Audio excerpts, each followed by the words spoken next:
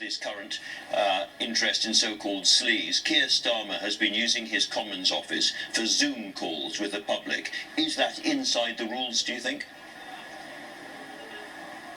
Well, look, Andrew, we've seen throughout all the papers today, it's even more shocking than what we've seen over the last couple of weeks. This Prime Minister has allowed corruption and sleaze to enter our politics. 3.5 billion has been given in contracts to Tory donors and Tory friends, and, you know, at the cost of 9 million of donorship to the Conservative Party. Right. This has to be cleaned up.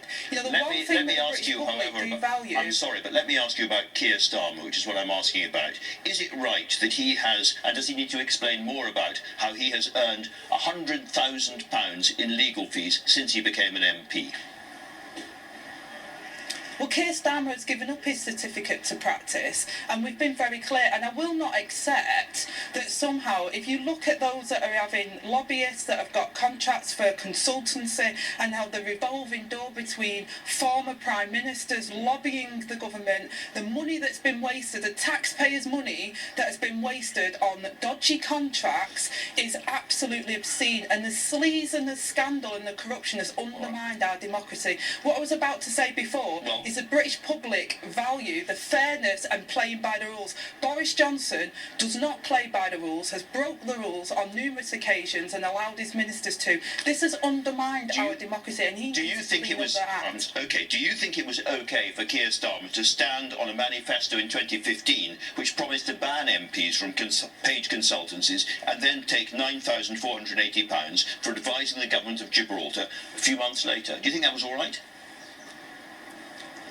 Well, Andrew, we put a vote in Parliament in 2015 trying to ban the fact that these paid consultants, sure, and I'm talking about personal behaviour, that are completely breaking the rules. I'm just talking about personal behaviour. Me and Keir are very clear. Me and Keir have been absolutely crystal clear on this, and our manifesto has been consistently clear on this since 2015, that we would ban paid consultancy and directorships and, you know, lobbyists, because this is what's really undermining our country at the moment. Keir Starmer has not given taxpayers' money out to donors, to Conservative donors. This is what's happening at the moment. Billions of pounds that have been wasted on dodgy contracts, on PPE that can't be used. You've said that. I'm just asking you again, why was it all right for Keir Starmer to take that money from the government of Gibraltar then?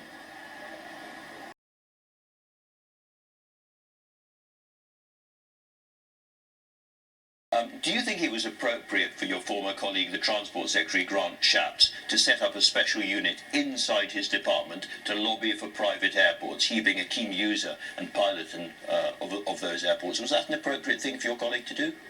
Well, as I said, actually, I've spent the last 3 weeks hunkered down here in Glasgow. What I would say to you is that, Grant Shapps is doing a great job in transport. He has set out the transport decarbonisation strategy. He leads on the Jet Zero project that we've got. So there is an enormous amount of good work that is going on in the department, indeed across the whole of government when it comes to meeting our net zero targets. But I'm sorry, I was wondering whether there was a but there, whether you did think it was appropriate for him to do that kind of thing.